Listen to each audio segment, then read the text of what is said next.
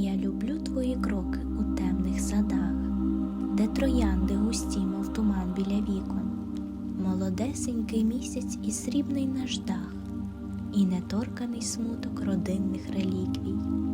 Може, все це приснилось комусь і колись, цих садів нереальних причайний подих.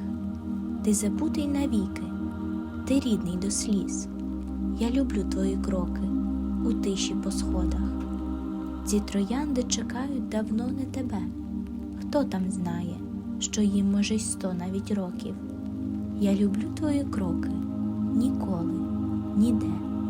Я люблю твої кроки, люблю твої кроки.